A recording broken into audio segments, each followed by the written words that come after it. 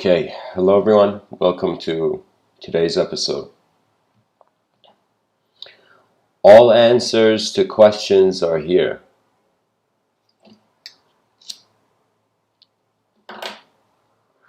And even if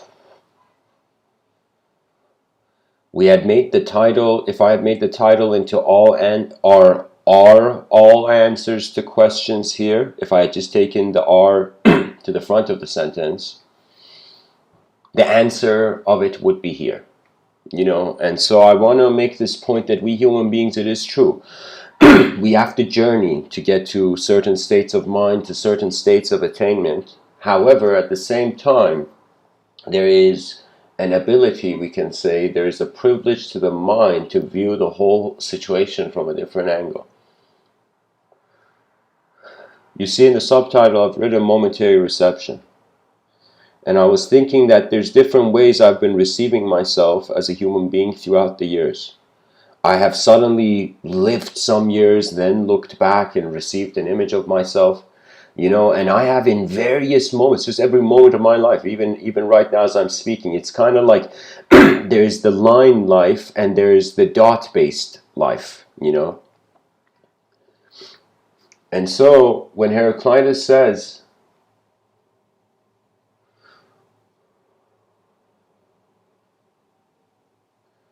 no man can step in the same river twice, and it's not the same man and it's not the same river.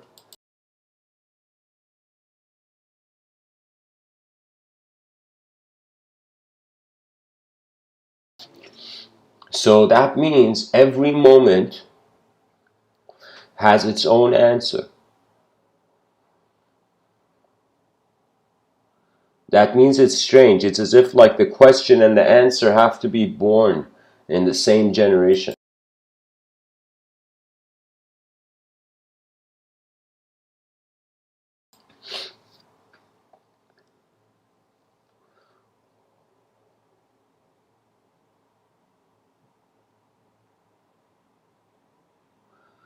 And what's interesting is the same eyes that see the problem, it is those eyes that will see the same, that will see an answer. Not the same eyes that will see an answer, but it's through the same eyes.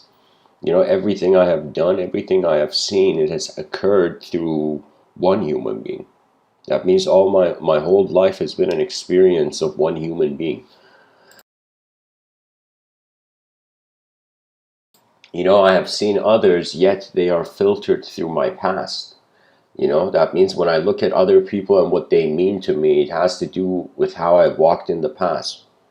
And when I think about the meaning of the questions that will come in the future and the answers we give them, it's as if where else can we find the answer from? It has to be here. That's the thing about back in the day, life, they saw the simulation as a dream. Now we're seeing this, they saw the dream as a, what am I saying?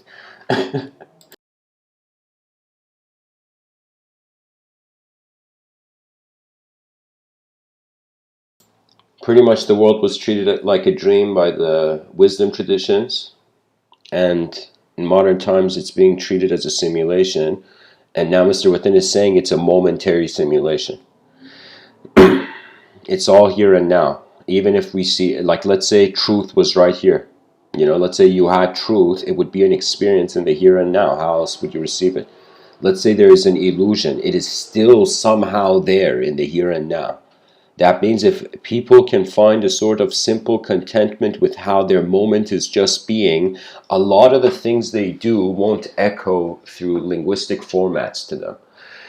That means there's been many moments where both of honor and dishonor, where I have been overwhelmed. You can get overwhelmed by honor and you could also get overwhelmed by dishonor. I remember there was a situation, there was a time where a whole room was angry at me. A whole room, can you imagine that? Not like family. This wasn't like years ago. It's like family, and there were so many people crowding me, shouting at me, that I just sat down on the ground. This was like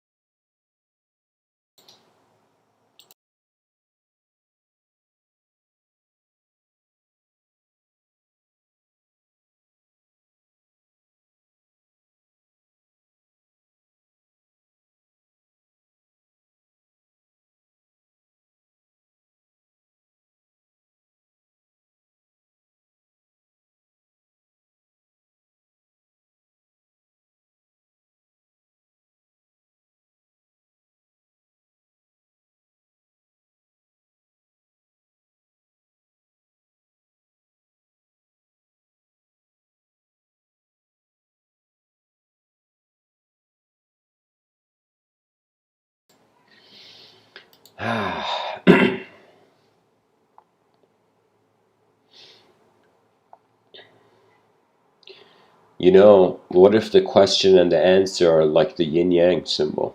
Inside the question, there's a clue to the answer. Inside the answer, there's a clue to the question. You know? And what's interesting is we extract questions and we also extract answers. It's an extraction process. It's something we are literally like prospecting for gold, but for answers instead.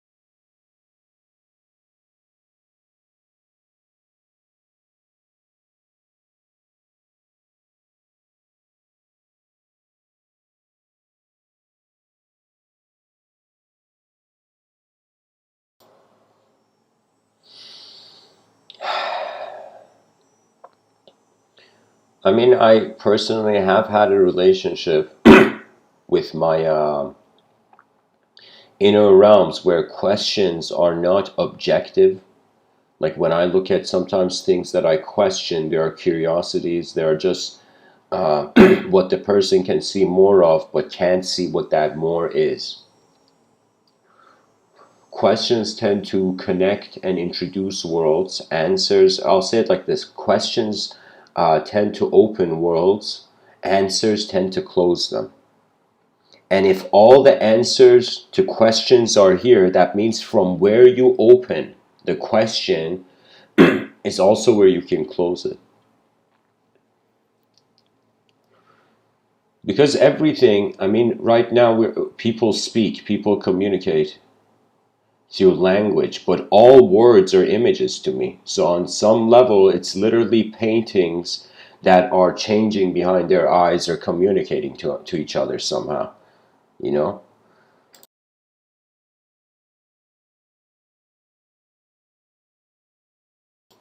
You know, imagine you draw a stick figure on a piece of paper.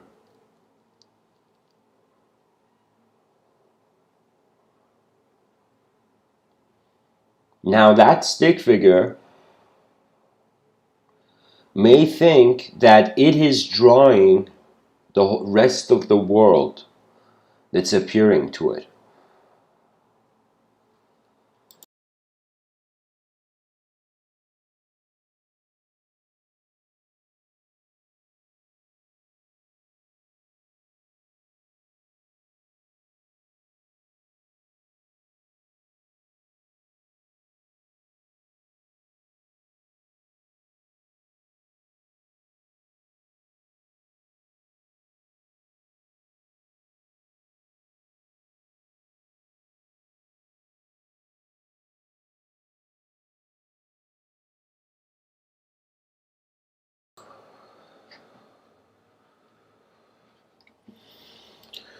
Ah, the world is a mysterious design. There's more unknown than the known. We find ourselves more most immediately in our experience as an individual object than as a collective subject. But an individual object has nowhere else to go. That means the moment you're solo, then the world is waiting for you. But the moment where you are in union, then you understand the value of solitude. I feel those people who go towards non-duality, you will get lessons of duality. You will see truth through dualism. But those who live incredible dualistic lives, there will be moments between that, kind of like the breaks in between the dualistic life where you will feel non-duality. There's been moments where I'll be honest, like I've lived through the day.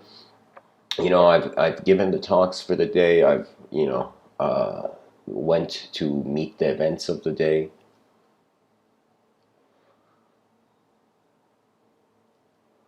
But I don't know how to say it, but when the person realizes it's unknown, you stop expecting.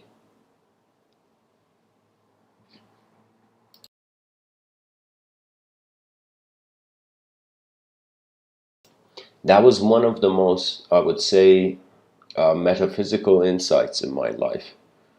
That since childhood, they would ask me, what do you want to be when you grow up? That this sort of search for this endless costume, this perfect costume to wear during the performance of this lifetime.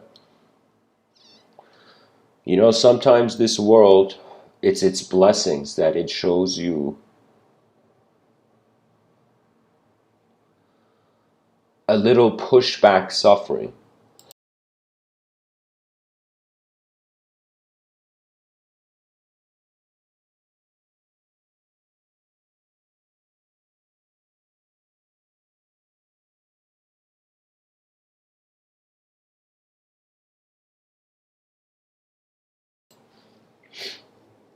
Everything is a teacher of the moment. We think teachers are just human. Teachers, or the greatest teachings, are moments. They have nothing to do with the language. They're just the passage and continuity of the experience. It's a sort of seeking an unconditional happiness.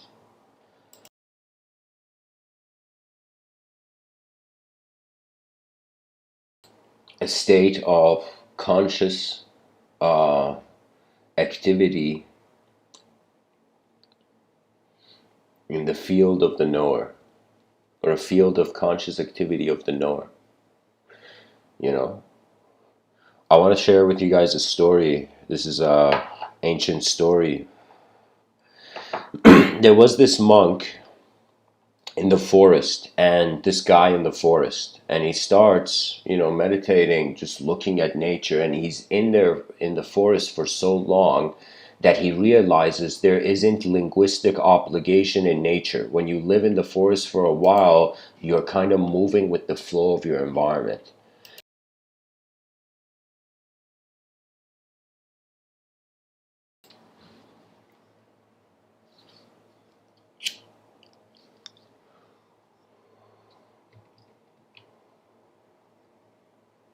So this man is in the forest back in the day, this monk, and he meditates. He sits there in the world alone, and he wonders. He lets the eyes behind his eyes dwell at infinite speed or instantaneously of the world. I'm telling you, when you release your mind to nature, nature bows. It's strange. This world sees us, even though we don't see it. We see a tiny peephole of it, a tiny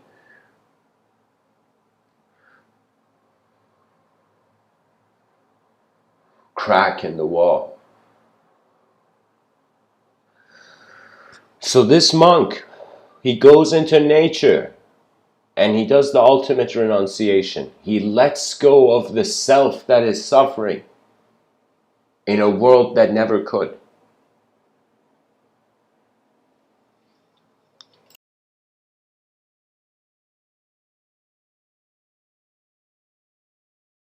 As the Zen story goes, I think it's the Zen story, as the, let's say, ancient story goes, 500 monks out of nowhere gravitate to this man who has found some sort of inner peace, this monk.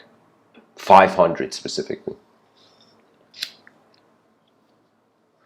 And this man is sitting in the forest with 500 monks trying to figure out what kind of greater life is there to everything that is alive and will one day die.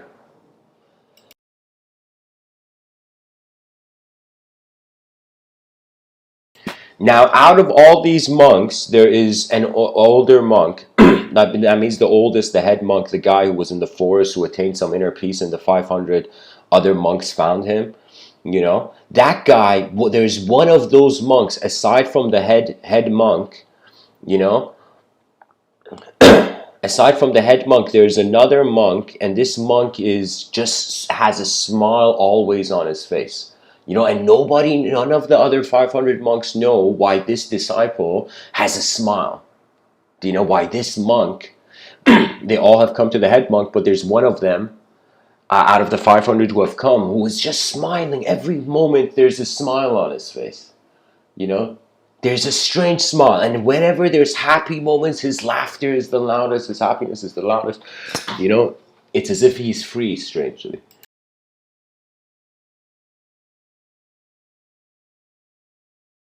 Now, something very unique happens. It becomes like winter time or some messed up time, weather condition time, and these 500 monks from the forest, they go back to the kingdom, and the king welcomes them. And the king welcomes all the monks, and the king is so busy. You know, his wives are fighting for the next fighting over him, over to have to advance their princes. You know, and his councilman, he has to kind of make sure he can trust the people around him and all this. And pretty much this king is so occupied with things around him, do you know, with his environment, that he doesn't get the time to ask these monks about wisdom, you know. Pretty much a group of monks, like 500 monks come into your kingdom, you know. And like the king hasn't had a time to speak to them. So the king suddenly sees these monks are going back after the winter time. And the king comes to the oldest of the monks. And I forgot to say something. That monk who was happier than the rest of them, aside from the head monk makes that monk his assistant, and only the head monk knows why that guy is smiling. No, none of the disciples know. Only the head monk who all the disciples came to knows why that guy's smiling, and only that guy.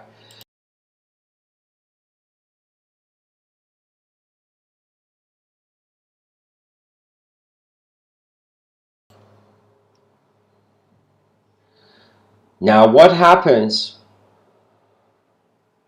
is that before the head monk and his 500 disciples, one of them being the guy who's always smiling, before they leave, the king comes to the head monk and says, listen, you're pretty old, man. Don't go to the forest. Stay here and counsel me. And it is the better option. And in that moment, the head monk sees, yeah, he's pretty old, you know, and he decides to go with this. And what happens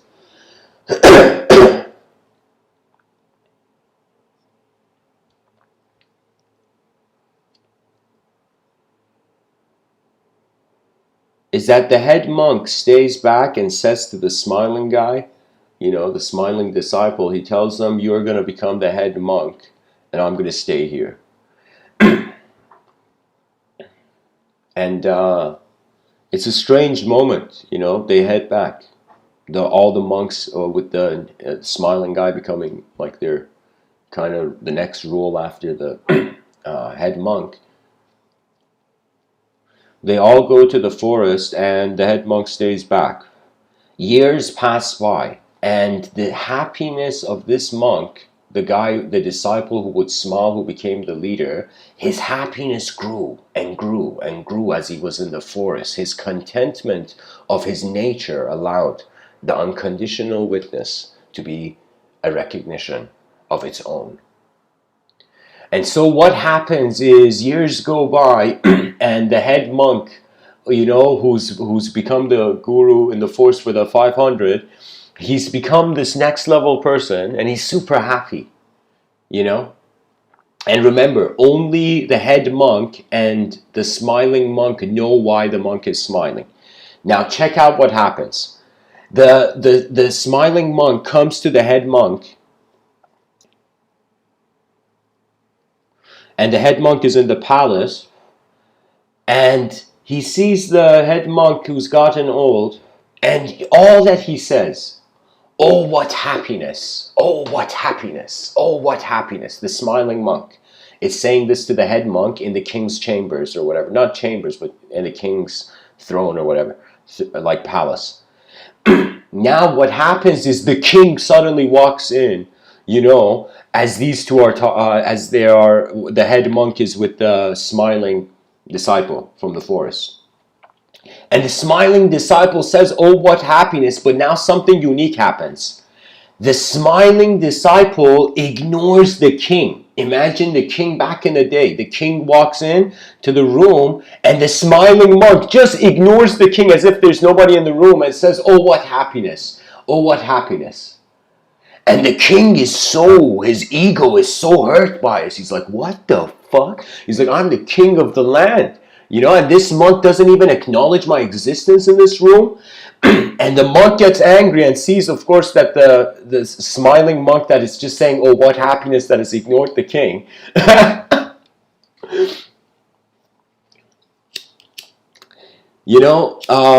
king looks at the head monk and says, it seems that your disciple has just sat here doing nothing for so long that he's become, I don't know, foolish. And he's saying, what happiness by being lazy and doing nothing. The king says this to the monk. And suddenly the head monk says, dear king, hold your horses. He says, dear king, hang on. There's something you don't know. And the king suddenly becomes curious and silent. Guys, check this part of the story out. So the king's like, your disciple, this smiling disciple of yours is like, he's lazy. He's just sitting here. It's like, what is this?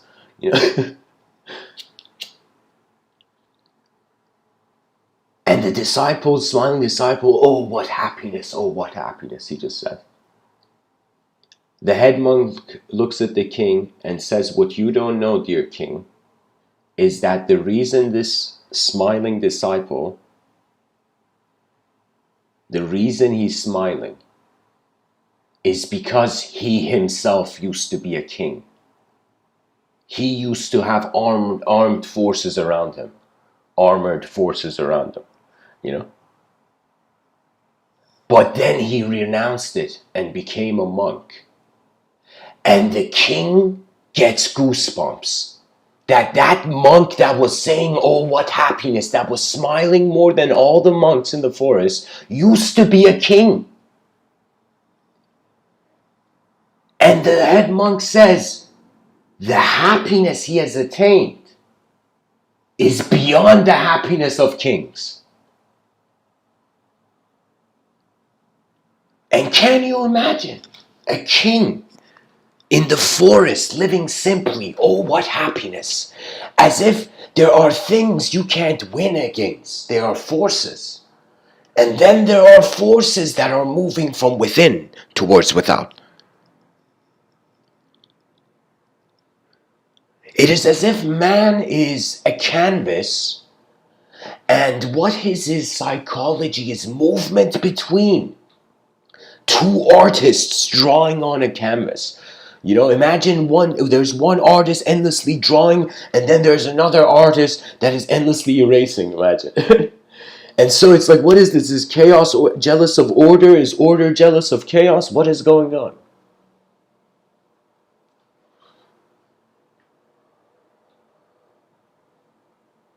And that's the nature of the world. There is an unconditional happiness which for the mystical mind, usually I noticed this and it was a bit strange, where I noticed there's pretty much two crowds of metaphysically oriented people. There are those who they are enlightened spirituality, they are falling into the spiritual trap. They are finding it uncomfortable to handle the challenges, to go through their outer realms. So they are trying to go into the inner.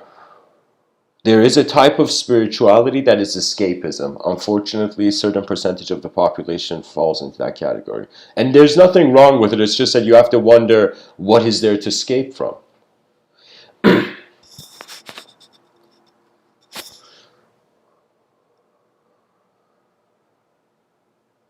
And then there's a type of metaphysics which has nothing to do with trying to escape or find salvation or trying to get out of a simulation or the world is an illusion. It's just You forget every ideology that you have heard for a moment, and you wonder, why is this whole phenomena occurring? And from that level of simplicity, once you acknowledge this, the room of your being, then you can do anything in it.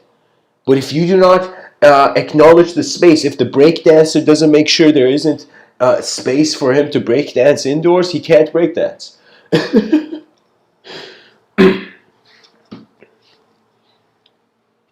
I remember being in Iran, and some of my distant cousins, two of them were breakdancers. They had learned some sort of breakdancing technique, you know. Like the basic kind of, like, what is it, like a dial, like a clock dial movement, and certain techniques, right? And I remember this was a point where I hadn't like learned anything about like dancing or anything. So I was there, and I remember I was the guy who was moving the chairs to create space for these guys to break dance, and they oh man. But it was strange, sometimes when you help something indirectly, you feel directly involved in it. It's strange.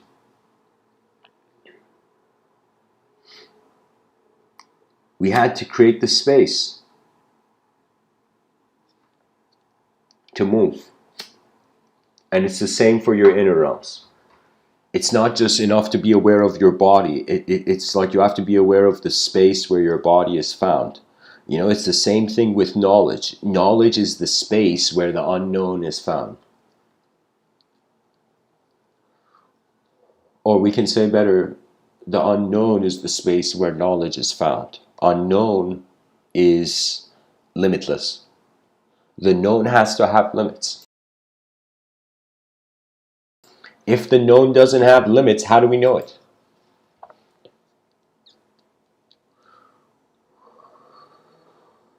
So, you think, Savu and Jason, welcome to the chat section, guys.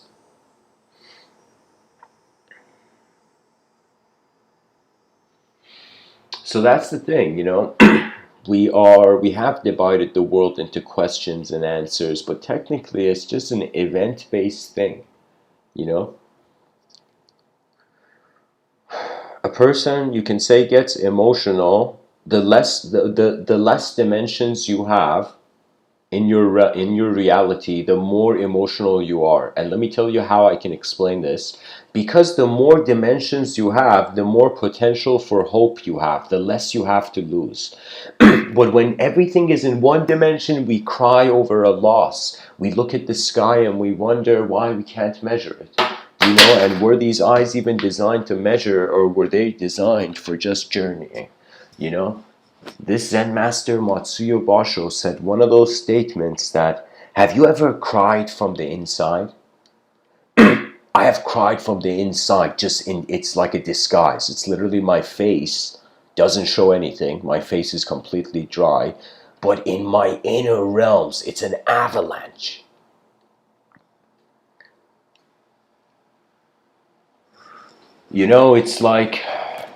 It's like somebody who doesn't understand what the arrow and the bow is made back in the day couldn't be a hunter.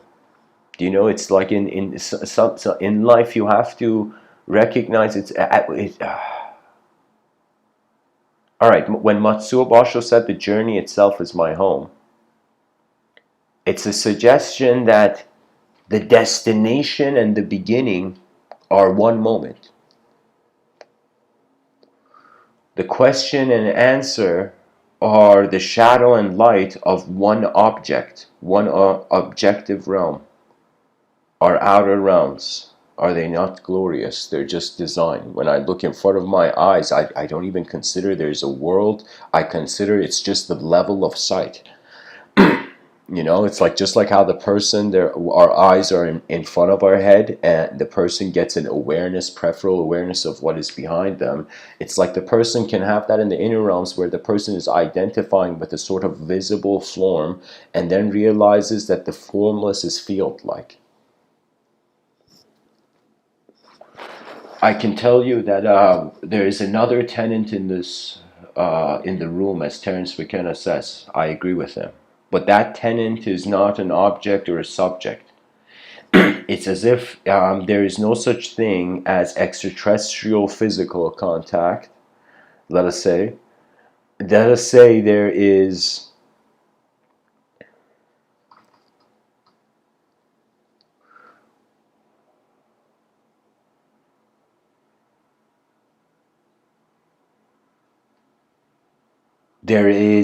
extraterrestrial minds, but bodies are void. Yeah, this world is not made of matter. It is moved by a mind in matter. We are not just, what's that thing called? Somebody told me the name of it. Wind up toys. Those wind up dolls, like you wind them up and they walk on their own. It's like the way materialistic evolution kind of paints the picture. It's like that. But I feel it's not just that. It's just that what if from the beginning there were invisible agencies?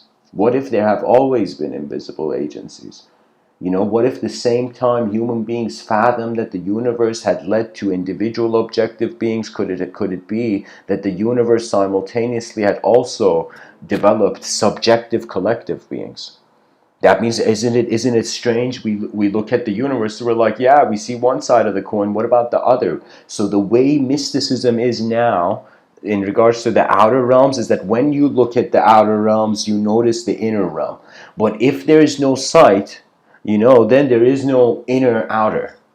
Do you see? That's why in deep sleep, it depends on your memory. I mean, I personally, I don't know. My narrative is a bit the way I tell myself.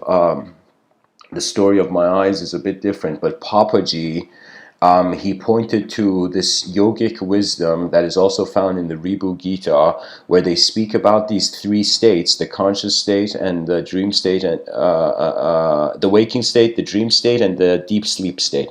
In the deep sleep state, there's nothing, no ego. In the dream state, the mind is living a life, the body is just chilling. In the waking state, your body is alive and so is the mind of your life. It is only in deep sleep where the mind stops its karma, where karma is put on hold.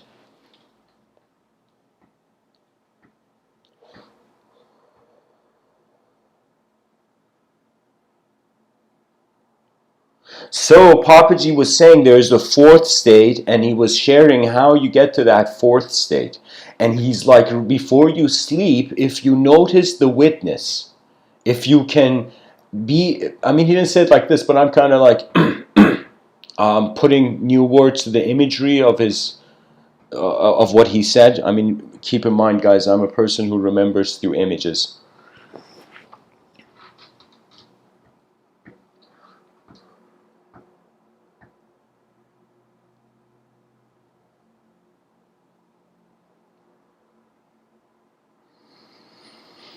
Papaji was saying pretty much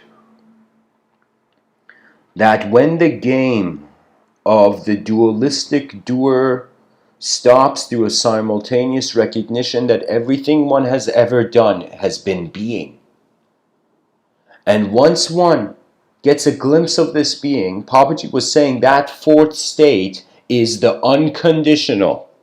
That means the dream state, conditional. Dream state, it may seem unconditional, but it's conditional. That means you're setting it into motion. And the deep sleep, some people who are awake, I personally in deep sleep haven't been awake, because I technically feel when you're awake in your sleep, that's what a dream is,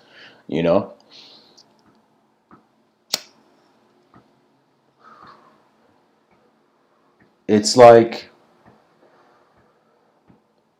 territories of manifest capability as invisible, as not invisible, but as a witnessing viewer within. So this fourth state, you have to watch yourself into the unwatchable. Because trust me, there's been many times, guys, I'll tell you, in these talks, while I've been giving them, midway, I have also asked questions from my inner realms. Midway through the talk, I've wondered who is talking, you know? Is it me from just the outer realms? Is it a hidden animate life from the inner realms? Is it that the mind is a mystery unfathomable by the limitations of perception? I want to share another story with you.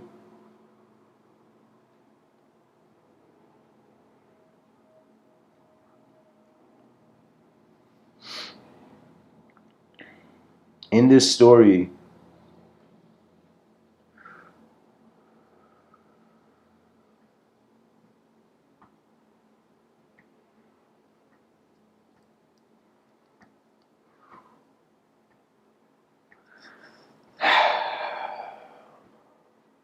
a young Sufi dervish alchemist back in the day, he goes to a shoemaker. And the shoemaker is this old man whose hands tremble as with this kind of hammer he's holding. He's trying to fix this young man's shoe.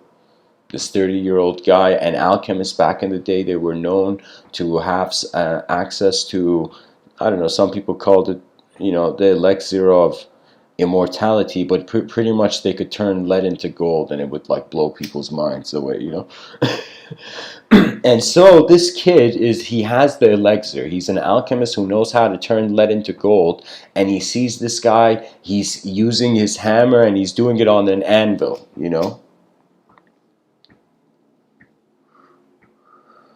The guy sees like some, I don't know, piece of metal or something. And while the old man's head is turned away after fixing the guy's shoe, this kid's like, let me bless this guy with wealth. And he pours this potion or something, this elixir, onto this metal thing. And this metal thing becomes gold. And this old man turns and he's like, all right, it will be this much, like he's about to charge the guy. Suddenly he sees he sees like there's some golden part, something's gold.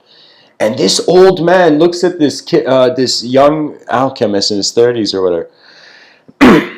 And the alchemist,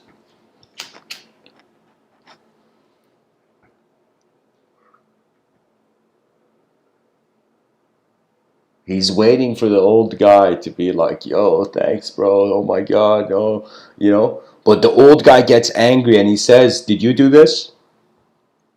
And then the kid's like, yeah, old man. I thought you deserve it. You're a hard worker.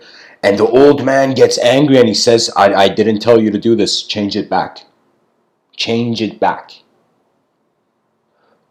And the alchemist, the kid in his 30s, he's like, hey man, first of all, you don't realize that's the chunk of your table that's just turned into gold. You could sell that, get a lot of money and shit, And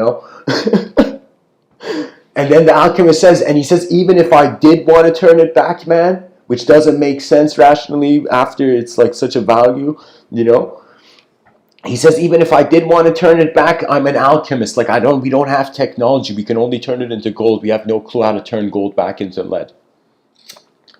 And this is the uniqueness of how this is a very metaphysical story.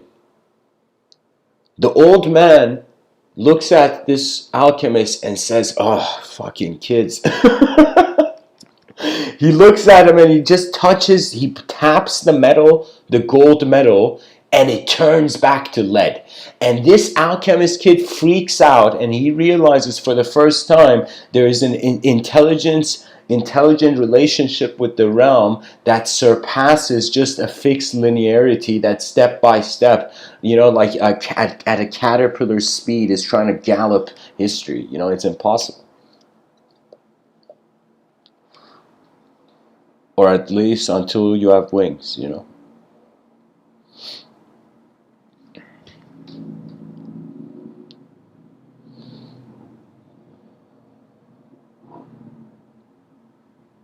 And that's the thing. The most important thing to study on this planet is how everything is being here experiential.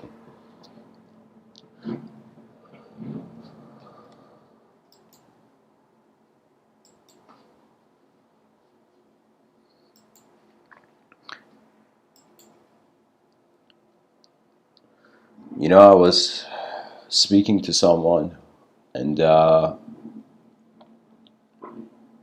they had asked about how I share multiple angles of the same stories in these talks of mine.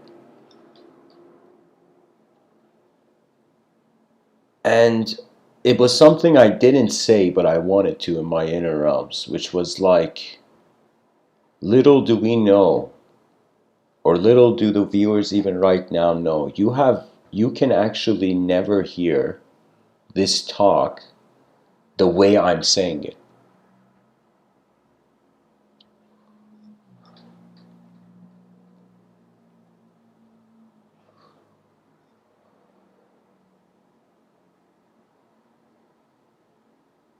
You can only hear this talk how you hear it. That means we don't have the same image-based alphabet of the archetypes that even through language we accept in common.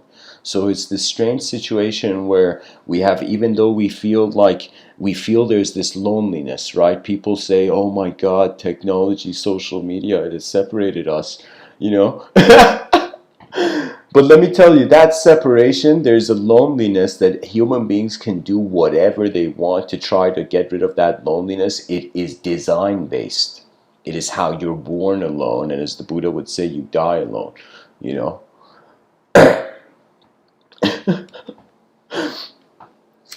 The Buddha would say your walk is alone, yet it's a blessing. Whenever there's companions, whenever there's life, whenever there's a civilization available, these are all advantages. You should see your civilization as part of your good karma, you know. So Alexander in the chat section says, questions about what? Hey man, my topic's so I'm so bold. Where I am the nature of just what the concept of a question is, you know. I'm just saying that because we experience things in the moment, the answer and the question are technically a momentary experience, you know. We pose questions we express, answers we look for, answers we receive, you know. So I'm saying expression and reception is simultaneous. It is only in Vedic philosophy I've seen a solution be given to the chicken came first or the egg. That thing in philosophy where did the chicken come first or the egg, it's another way of saying did mind emerge first or matter. And only in, and not only, but in Vedic thought I found a perfect response where it was Purusha and Prakriti are simultaneous. Anything you divide, it's like you are bound to that dimension. What that means is, imagine there was a cake in dimension A, okay? And there's one cake, all right? And so you can just eat this one cake in dimension A. This is just a hypothetical setting, all right? Now imagine there is a dimension B. Imagine in dimension A, you ate the cake and you went to dimension B and you started eating the cakes of dimension B. Okay, now imagine in dimension A, there was only one cake to eat, but you cut up this cake into pieces and you threw the pieces of the cake into different parts of the world. So because you divided one cake in dimension A into different pieces located in different places, the person has created literally endless reasons to stay in dimension A, not realizing it's just one cake. You quickly eat it and you move on. You know? So what I'm saying is, it's not just about noticing the multidimensionality of life, it's really like how you are breathing into life. Breathing yourself into some animate living being, you know?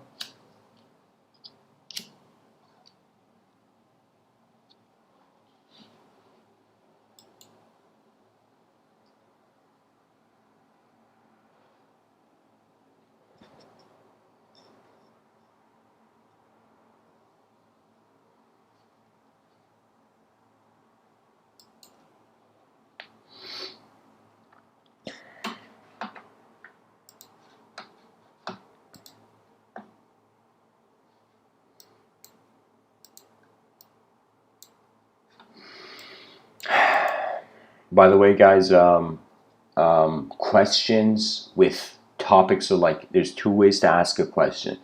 There's a question where the person just questions the origin of something, and then there's a question that a person questions the potential effect of something, you know?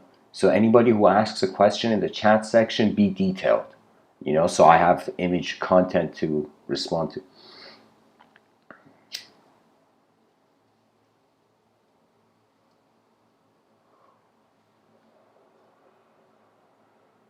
And what is life? It is a noun until we live it. And the verb is where the party is at, not the noun. You know, we have made ourselves content with definitions. For me, it's weird that the dictionary, like, we haven't created new alphabets.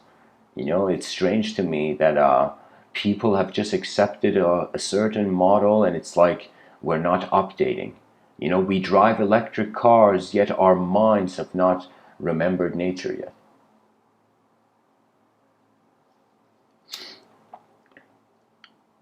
There is a simplicity that any time, like, think of it this way. Usually in society, what we find is bursts of expression. Okay, and so based on how emotional an environment, like, you can totally go into an environment. I'll tell you something about my childhood. I was in Iran, and Iran is a country where there's a Shia branch of Islam taking place on a cultural level, you know. And I remember there were events. There was something called Ashura Tasua, which I have no way how to translate that. I don't know how to translate that, but it was this event where it was based on the death of certain religious figures. So the whole day was being, the couple days was being, I think it was Ashura Tasua was when in the Shia denomination, it would be Imam Hassan Hussein died. It was like when important figures relevant to the prophet's bloodline passed away, you know. And pretty much it's a strange day where everybody wears black. They all go into this. There's events where everybody's in a mosque and people start crying, and they have these small. It's not like messed up, but it's like these very simple chains. It's like these chains that technically you would think it's for like a child choir instrument, but they would use these chains to. They would use these here. Let me see if I could show you a picture. I mean, it is savage too. I mean, based on the intelligence of an environment, you see the behaviors of the environment, right? So we got to consider that there is an ideological limitation everywhere, right? Okay, here. Ashura, also known as Yom Ashura, is the 10th day of Muharram, the first month in the Islamic calendar. It marks the day that Hussein ibn Ali, the grandson of the Islamic Prophet, was martyred in the Battle of Karbala. Yeah. So the grandson of the Prophet of Islam, which has come more towards the Shia denomination, it's like, yeah. So there's events of it in Iran, and so everybody holds the events, even in their neighborhoods, and it is savage. It's pretty messed up, but it's like it's the primacy of it, right? So you got to realize ideological extremism can also be inflicted on self, right? But pretty much it's I experienced the more passive, more in a kind of educated part of the nation's kind of behavior of the same ethic. And what it was pretty much, how can I tell you, like, it wasn't as extreme. It was a room with grown men crying for the loss of a religious archetype. That's what it was. And I remember just like walking into a room and seeing the whole ground. There was no couches or anything. Everybody sitting on the ground of this room in this house. And this wasn't in a mosque. This experience I'm telling you was in a house. And it was everybody was sitting in the room of the house. You know, this was in my grandparents' house in Iran. What do you call it? There on the second floor, there everybody was sitting on the. There was like people sitting inside. There were two speakers with this kind of religious, sad sermon being given, and grown men just covering the ground in sitting cross-legged. You know, all towards where the person at the corner of the room was giving a sermon, and they're all crying. So it was this strange once in a lifetime experience for me where I walked into a room and it's like everybody was just crying in that room. You know, I'm like, holy shit. I'm like, what did I do? Oh my God, what did I do? You know?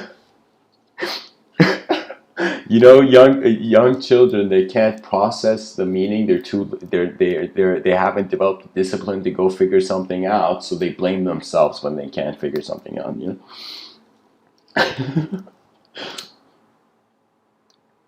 But anyways, these were behaviors, right? This is culture. It's literally like, for me, it's like life is a movie, and this was the movie that was, you know, a certain phase. But I'll tell you, it's like there is good and bad people everywhere.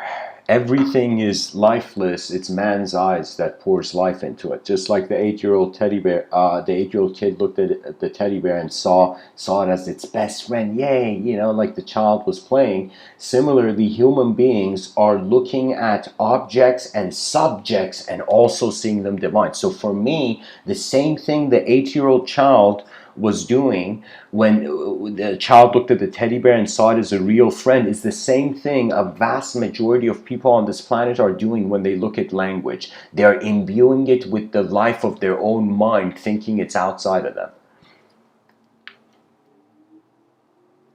It's like, imagine your eyes are a flashlight, and where this flashlight is pointed at suggests the information you have to kind of process meaning and whatever.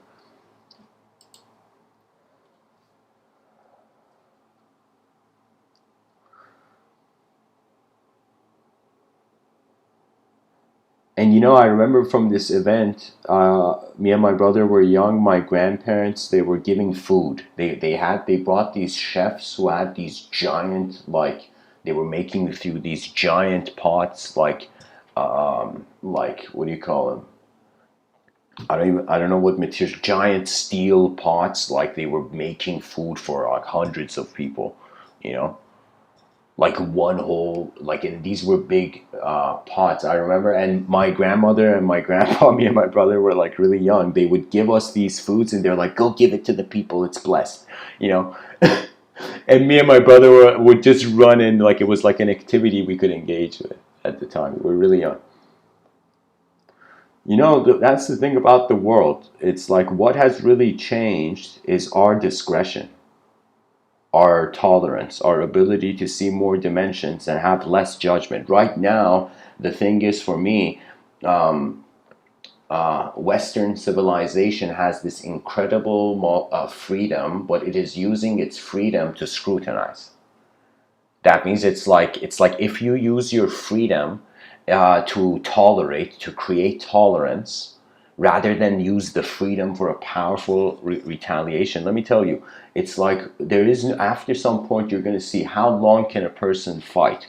When you realize you're temporary, the point of life is not fighting it.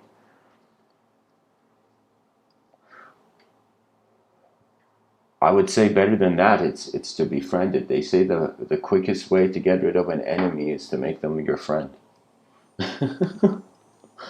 And that's the whole thing. The enemy and the friend, these are masks, labels we stamp on reality. People always change.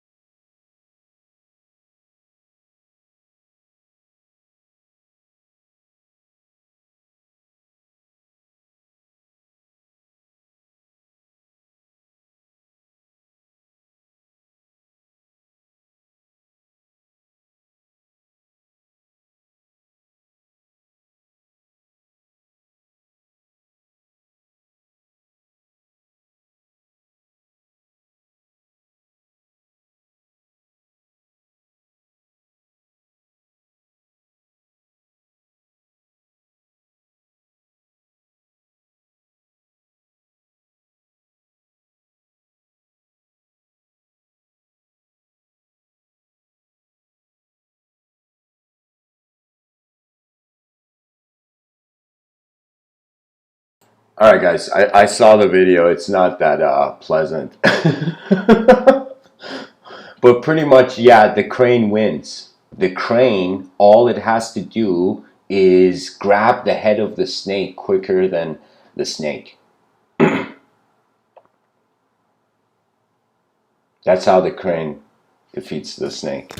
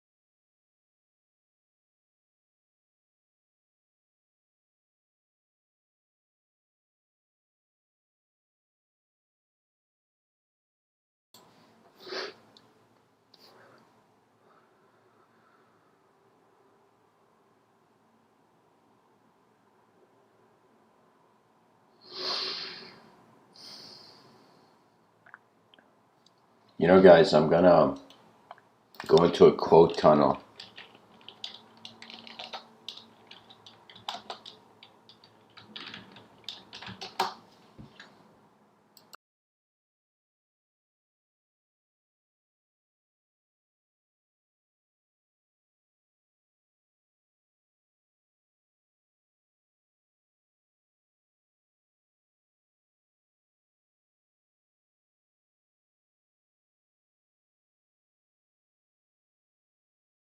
So, guys, I'm gonna go into a quote tunnel and I'm gonna read a bunch of quotes from this webpage. And the whole point of the quote tunnel is just to see how different people have looked at the concept, how questions have arose to different minds.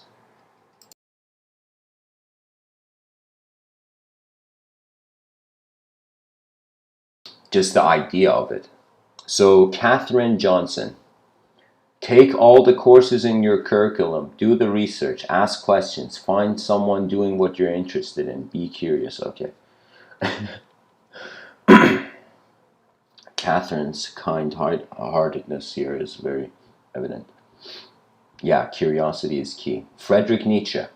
We hear only those questions for which we are in a position to find answers. We hear only those questions for which we're in a position to find answers. Oh my God. This quote was so deep, it echoed twice, you know.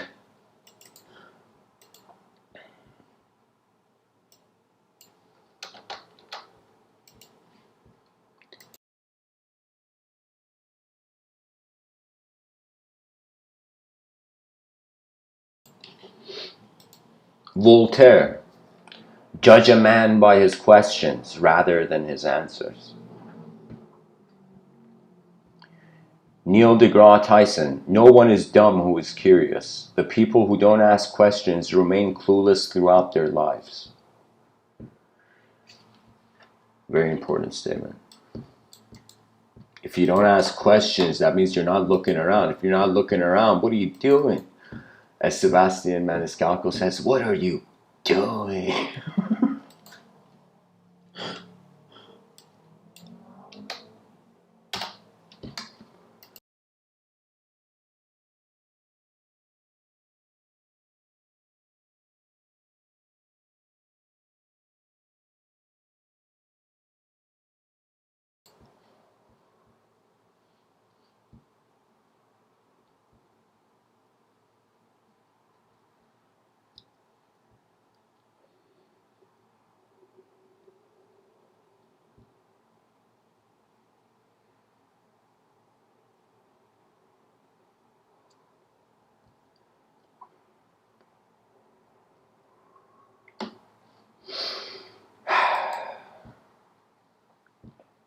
Lou Holtz. I never learn anything talking. I only learn things when I ask questions.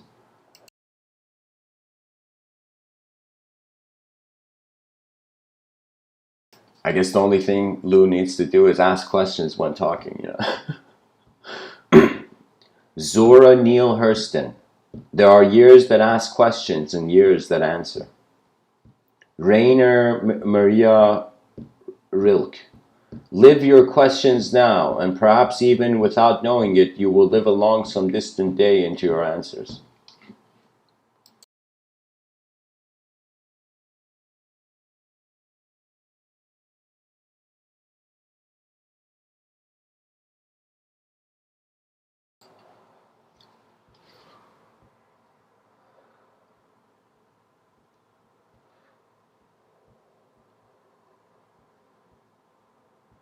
The heart is what drives us. Isabel Allende says, the heart is what drives us and determines our fate. That is what I need for my characters in my book, a passionate heart. I need mavericks, dissidents, adventurers, outsiders, and rebels who ask questions, bend the rules, and take risks.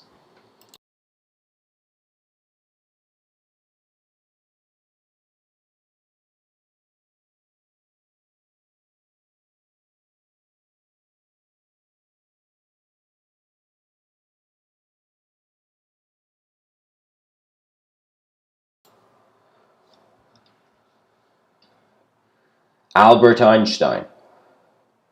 To raise new questions, new possibilities, to regard old problems from a new angle, requires creative imagination and marks real advance in science. Milton Bradley. I'm getting tired of answering the same questions every day. Ulrich Beck. We do not yet have the solutions to these questions, but the awareness that we live in an endangered world is present in more and more life situations. Stokely Carmichael.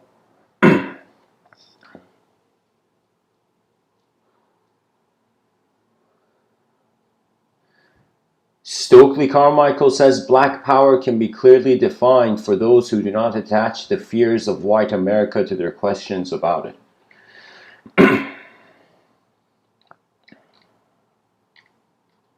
George Bernard Shaw. Do not waste your time on social questions. What is the matter with the poor is poverty. What is the matter with the rich is uselessness. And that's true, Those who have less feel weak, It's like weakness. It's like thinking you're weak is a waste of time, and having strength and doing nothing is a waste of time, Both of them are sort of useless, That means someone who has allowed themselves to be weak before strong, then it's like what? You have dishonored yourself before you could honor it. C.S. Lewis says, can a mortal ask questions which God finds unanswerable? Quite easily, I should think. All nonsense questions are unanswerable. Johann Wolfgang von Goethe. Guys, C.S. Lewis actually said something very key here. Quite easily, I should think, all nonsense questions are unanswerable. That means it's like forget about if God is real or not. Language is man-made. Its use was not. So the words are just like the bodies. The mind is the authorship. Anyways, Johann Wolfgang von Goethe says, ignorant men raise questions that wise men answered 1,000 years ago. If only those answers were enough. Paulo Coelho. Culture makes people understand each other better. And if they understand each other better in their soul, it is easier to overcome the economic and political barriers. But first, they have to understand that their neighbor is, in the end, just like them, with the same problems, the same questions. Martin Luther King Jr. says, the limitation of riots, moral questions aside, is that they cannot win and their participants know it. Hence, rioting is not revolutionary but reactionary because it invites defeat. It involves an emotional catharsis, but it must be followed by a sense of futility. Yeah, because if you have emotion, if you let emotion dictate your intelligence, then there's no reason. You don't need reasons. Anytime you get emotional, you feel justified to do whatever. So you can say some of the most violent people actually don't know how to, don't even realize their emotions. Don't realize that it's to live a conscious life is a privilege, and every paramedic knows this.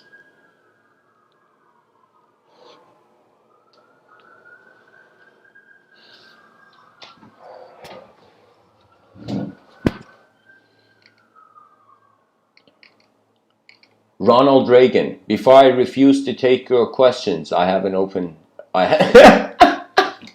Before I refuse to take your questions, I have an opening statement. Wow.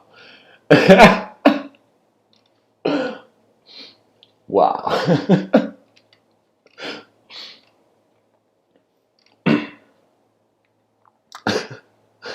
James Baldwin, the questions which one asks oneself begin at least to illuminate the world and become one's key to the experience of others.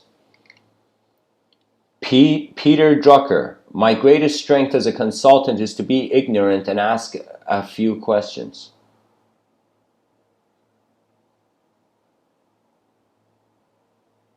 Wow, that's terrible consulting. That's like literally like playing. That's literally playing chess with your clients. It's the humanities out of the picture.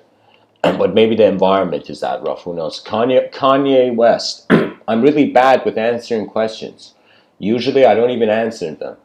I try to find inspiration inside of the question. I think and I jump from one beam of inspiration or energy to the next, as opposed to explaining the energy.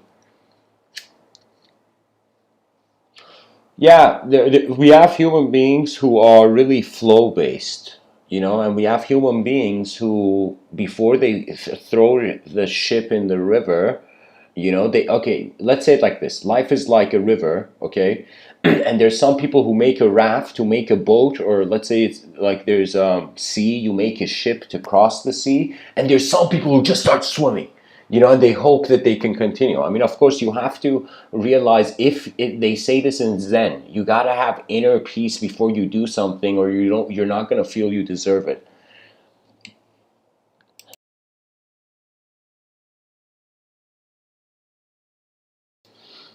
Bertrand Russell, I do not pretend to start with precise questions. I do not think you can start with anything precise. You have to achieve such precision as you can as you go along. Jim Rohn, to solve any problem, here are 3 questions to ask yourself first. Here's 3 questions to ask yourself. First, what could I do? Second, what could I read? And third, who could I ask? Oh, come on. Okay, yeah, that it is a workable algorithm, but in order to solve a problem, you just have to look at the design of the problem so long that you find another way of implementing something. That's it. You just have to have a single pointedness of mind. It's pretty much anybody who has this mindset, why is the problem here, can figure it out. But it's a workable strategy, Jim has a point. Jim Rohn. Stephen Hawking. The usual approach of science of constructing a mathematical model cannot answer the questions of why there should be a universe for the model to describe. Why does the universe go to all the bother of existing? You see, here's the thing. We want to keep the meaning of the world in our explanatory power, but the issue is our explanations are limited, our experiences are way more limitless, because there's the whole thing about imagination not being reality but being visible like reality. That means I could close my eyes and imagine this room. Am I seeing this room, or am I not? Am I seeing another room? You know what it is? It's like literally when I close my eyes, my ears haven't changed. Do you see what I mean? So like there is a connection to the reality, even though from one angle there's a disconnection from reality. And the best thing is, anytime a person doesn't know what to do in the situation, literally become the observer, like through stillness and silence, until you see enough of a game plan to move forward, you know. Because think of it this way: imagine the person was scared. Okay, first day of life, you know, you stepped out of the door of your mind and you're like, oh my god, it's scary, you know. Second day, scary. Third day, after like endless days, after eons, you'll be like, okay, what's so scary about existing? You know, there's nothing that scary about it, you know. You know, there is, it's literally, it's kind of strange, but it's like life is a game where you're a player in. You play properly, you endure longer in the system. If you don't play the game properly, you don't endure longer, you know, or you might. Who doesn't? It's not really too linear. I'm just saying, even if we had the most accurate scientific findings, we're bringing them to a society that has an emotional dimension where irrationality, it becomes justifications. And it's not that we should build a rational civilization. What? We're building a civilization where at the end we're like, okay, we don't like to live in this. Robots come and live in the civilization. We're making a civilization for artificial humans, not realizing that these are the very real moments of our lives where the event's taking place, you know. And one last quote.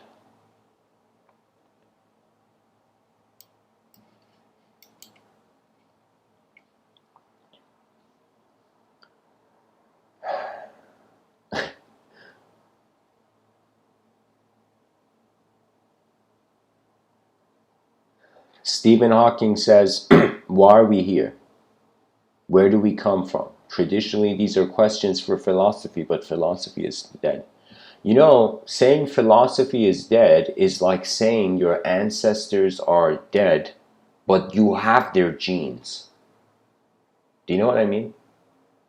So I would, you know, this would be a kind of comment on the statement from Stephen Hawking that really philosophy is not dead, it's just evolved. And science will not be dead in the future, it will evolve.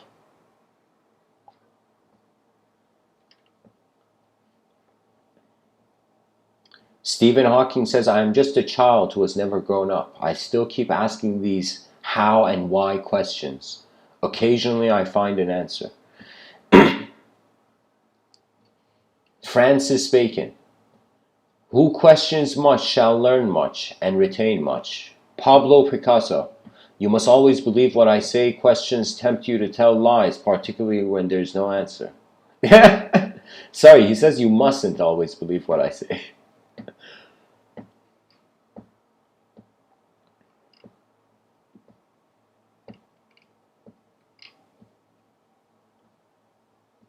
Tony Robbins says successful people ask better questions, and as a result they get better answers. And one last quote, come on. Somebody old school, let's see. Lord Byron, alright. Lord Byron says there are 4 questions of value in life. Don Octavio, what is sacred? Of what is the spirit made? What is worth living for and what is worth dying for? The answer to each is the same. Only love.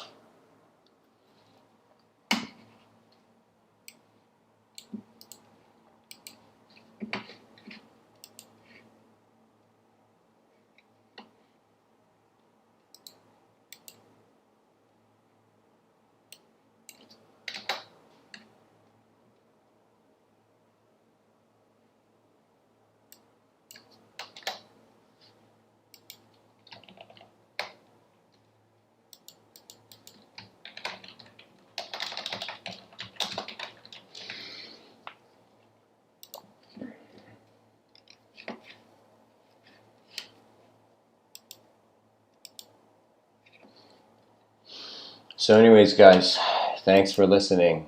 I'll end it there with the quote tunnel. What I can say is that, you know, there was this one quote that they said, asking the question is the hardest part, you know. That means to be successful is not about finding the right answers. It's asking the right questions, questions that your eyes honor enough to go through, you know. to go forward and to wonder about, because really it's like we're just here, right? There has to be some sort of curiosity of self-observation, and when you go to observe the self, you see it simultaneously there with the world. You wonder about your body, you see you're noticing it through a mind.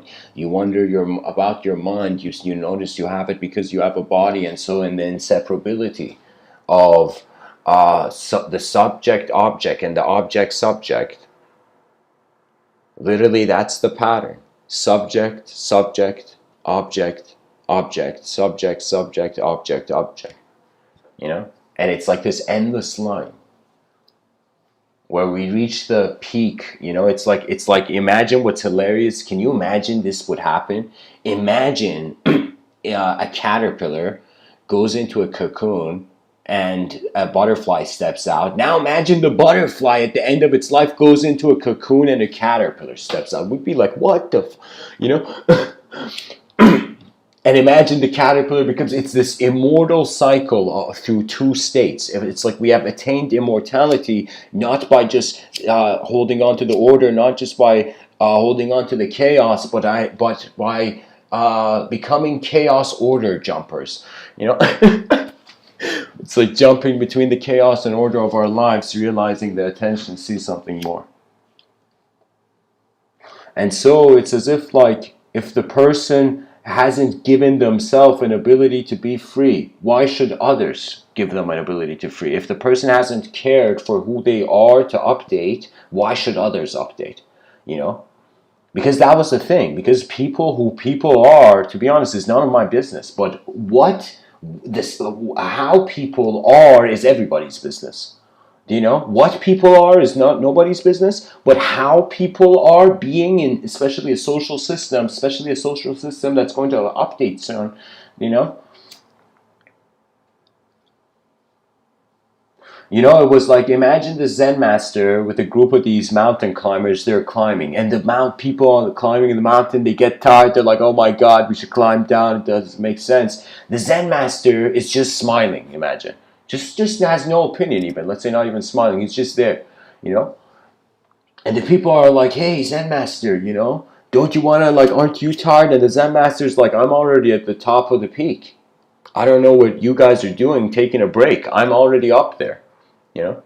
Because when you are somewhere in your inner realms that is supremely real, the outer realm, strangely, it's like has to abide. It abides in accordance to what it's like the person is coding their own karma through conscious decisions. Now, if they realize they are awareness prior to the forms moving, then their decision is not made by them. So then the world is like, whoa, whoa, whoa, whoa, whoa. It's like you're letting me happen without you happening.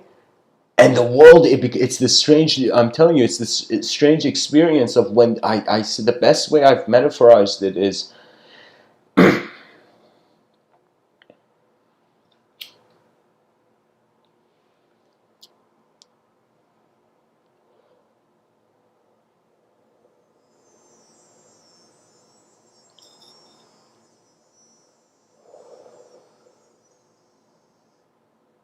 life is the tip of a multidimensional iceberg. And we are alive in so many ways as a field of being, but as a, localized attention and, embodied attention, it's like, yeah, you got, you're limited to the rooms of manifestation. So that's the thing. So guys, you think in the chat section says the heaviest weights to lose are other people's opinions. Oh my God, that should be the easiest because they never see you. Like right now, you think, imagine somebody says something to you in the chat section. Nobody knows you. You know what I mean? They see you. People can hear me even right now speaking, but very few people I feel have seen truly who I am. You know? Maybe like certain intimate partners and like close family members have seen my nature. You know, but the words are never just a replacement of a person. You know, this is why if you react to words as if they're replacing the imagery you have of yourself, just because somebody says something else, then it's as if you don't know yourself.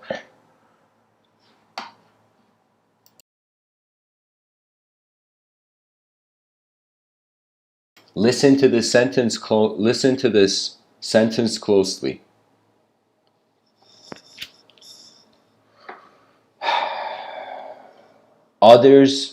Other people's opinion doesn't matter.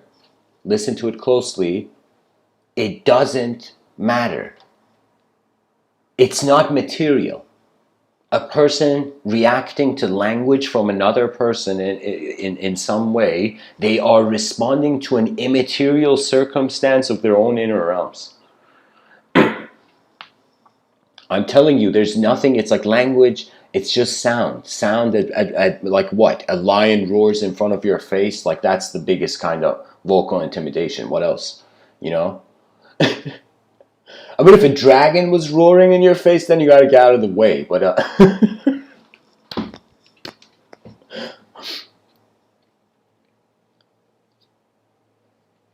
imagine, imagine someone was like this lion trainer was like opened the lion's mouth. Then the lion was like, "Holy shit! Is that a fireball forming at the end of the throat of this lion?" And the lion trainer, imagine, jumps and a fireball just is thrown out of the lion's roar. You know?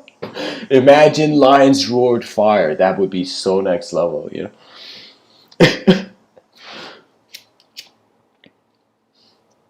You know, as Milarepa says, you only throw a stick at a lion once. The lion makes you know. That means it's like there's certain things that are best left untouched, of course, in nature.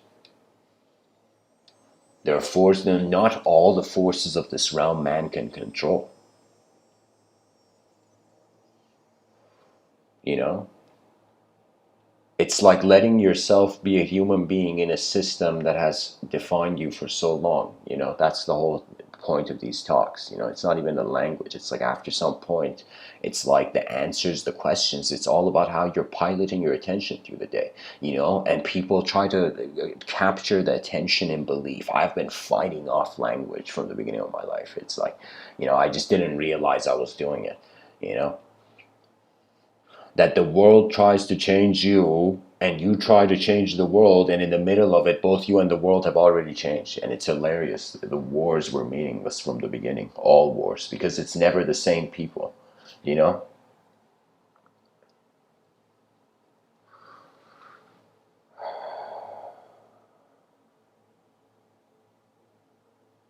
You know, Alan Watts says, imagine what it would be like, the scholar, he says, imagine, this philosopher, Alan Watts, he says, imagine what it would be like to go to sleep and never wake up. Now imagine what it would be like to wake up having never gone to sleep. That's the deal. That's the whole point of the unconditional self-inquiry, where you're inquiring into a self that cannot literally die because it wasn't born. It's just your nature. It's like how the world is, how you're being a world. Like, can the cosmos die? Like, you know, the cosmos is like, you know.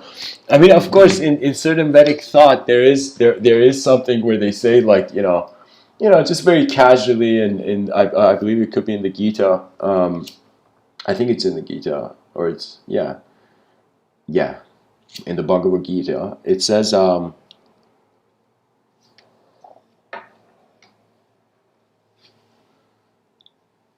don't know, like 3 days of sleep for Krishna is like, I don't know, 54 million years for us, you know.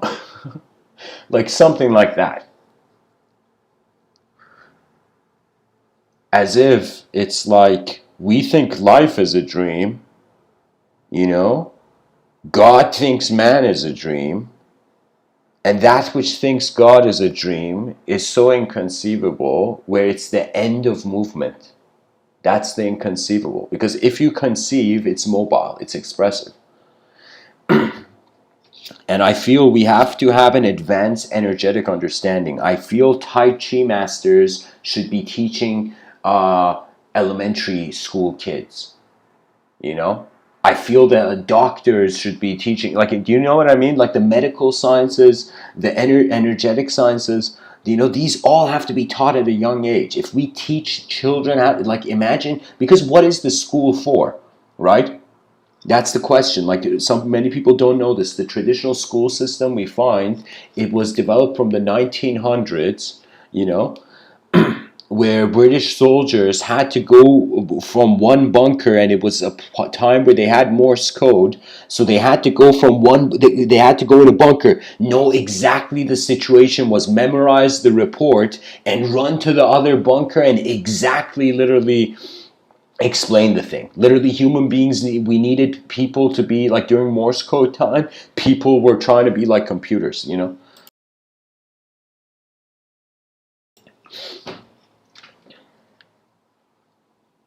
The first information highway built is biological,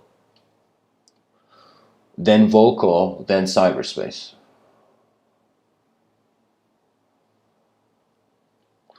From a linguistic realm, we go to cyberspace. Geometry is the bridge between language and between reality and cyberspace.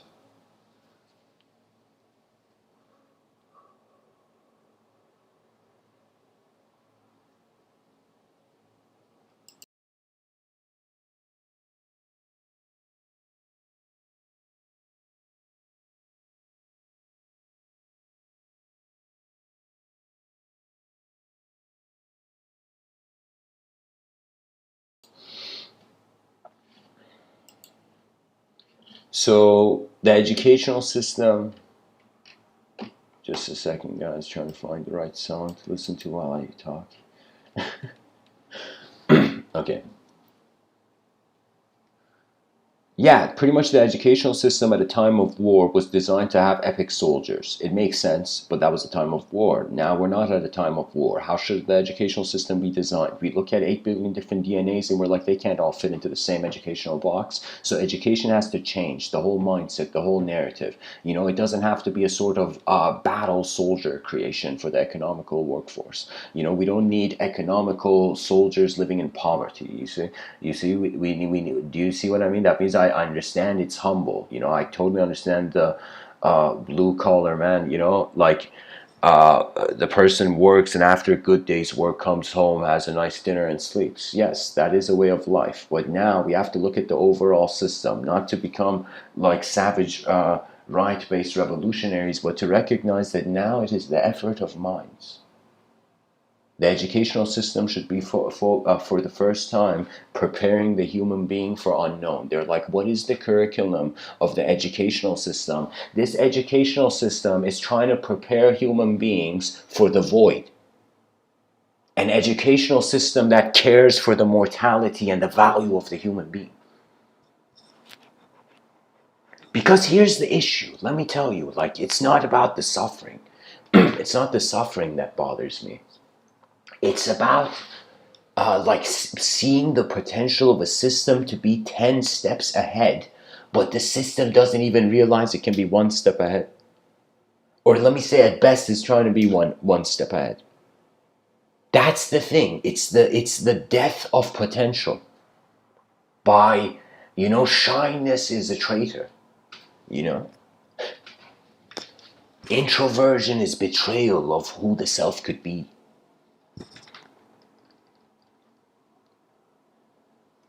Decisions made out of fear will sculpt the world as a tragedy. Decisions made out of love will reveal the might of the eternal empire. That if we are energy, fear is the mirage in this desert of potential expression,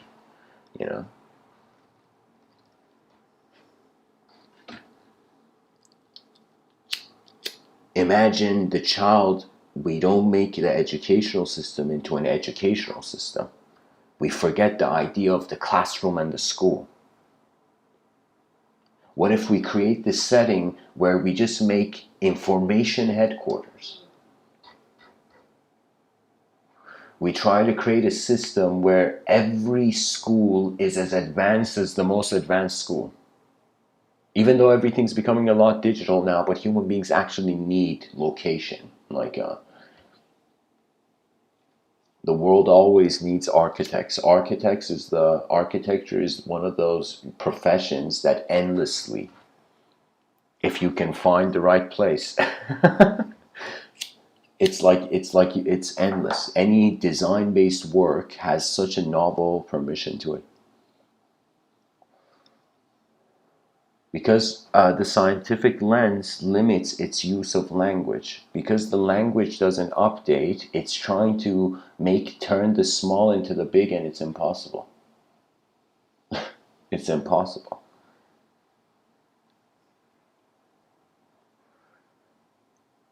An educational system that is a safe haven, that is a bunker. Imagine do you know what I mean? I remember seeing like this show, it was called Shingeki no Kyojin, and I realized that people feel inspired when the value of their effort is maxed out. That means, imagine someone was like, you could live a very easy life, but you wouldn't see your full potential, or you would live a very hard life, but you would see your full potential. Which life would you choose as a human being? You see what I mean? We have feared the world, we have defined our fear, and that's why we have, in some sense, shackled ourselves to the imagery behind beliefs. You know? That means it's like, I thought Halloween was once a year, but when I realized everybody's wearing an ideological mask, I was like, no, it's all year round. Yeah. It's the mind is like these are the staircases to pretty much heaven, I think. Just the traditional archetypal. First step, the body, then the mind, then the soul, then God, then all that is, then inconceivable. Pretty much that's it. That means the last step of the staircase to heaven is there is no step. It's like the same discussion about the chakras. Like there's 7 chakras in the body, then the 8th one, which is above the body, you can't access it as a body.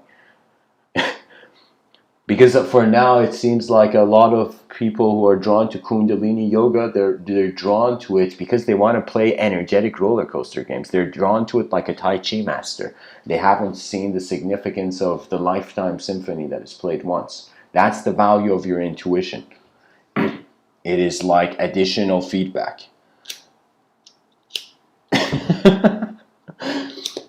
They're like, define the conscience. Yeah, just another point of view, man. I don't know. It's like the mind's reminding itself of where it came from.